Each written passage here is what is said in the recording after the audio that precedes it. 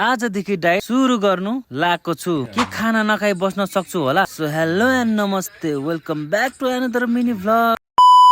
आज च्यालेन्ज गरेको नि 10औं दिन भइसकेको छ। म सोच्दैछु भिडियोमा कसरी इम्प्रुभ लिएर आउने र कसरी चाहिँ हजुरहरूलाई मबाट मोटिभेसन दिने। मेरो अवस्था अहिले साँच्चै नै भनौं भने यति खराब छ नि, बिहान बेलुका खानालाई गाह्रो भइरहेको छ। हुन त यो अवस्थाबाट हट्न कुनै गाह्रो छैन, भए नि कसैको हेल्प बिना गर्दैछु। एक्लै आउनु र मान्छेको हात समातेर आउनु धेरै फरक छ। तर म अनडिपेन्ड भएर गर्छु भन्ने सोचले आज स्ट्रगल फेसमा छु। कतिले कुरा काट्छ होला, यत्रो ठुलो भइसक्यो केही गर्दैन, दिनभरि कोठामा मात्र बसिरहन्छ। यो सोच विचार हटाउन यसरी मेहनत गर्दछु कि भोलिको दिनमा मलाई हेरेर मोटिभेसन होस्, गर्यो भने एक्लै नै गर्न सक्छ भनेर। आज एकदमै जोस जागरले गरे। हिजो अस्ति भन्दा अलि बेर टाइमसम्म पसिनाले पुरै जिउ भिजेर हामी नुहाउन गए पहिलो धारामा। नुहाएर रुम गएर सोचे एकछिन भोक लागिरहेको थियो। हिजोको तरकारी रहेछ, भाइले चिउरासँग दियो अनि खुसी भएर खाए। खाना पाकिसकेको थियो,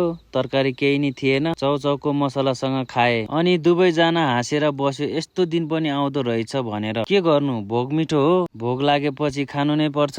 त्यसपछि डोरेमन निकालेर गए नर्सरीतिर। सामान लिन पुगेर 3 बोट उठाए, अफर चलिरहेको रहेछ, भाइलाई बोक्न लगाए। त्यसपछि दुई दाजुभाइ अन द वे राइट। कपडा पनि किने, त्यसपछि सामान पुर्याउन बल्खु गए। गाडी कुर्दा कुर्दा झ्याउ लागेर तितौरा किनेर खाए। गाडी एकदमै ढिलो आएर निकै बस्यो। सामान गाडीमा हालेर हामी बचेको पैसाले चटपटे खाना गए। 50 को चटपटे, 15 को ढुङ्ग्री खाइयो।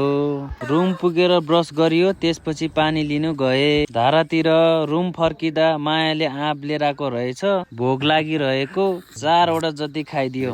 भोइस ओभर हानेर पसलबाट सामान लिएर आयो। डाइटिङ गर्छु भन्ने सोचले आजदेखि रोटी खाइयो।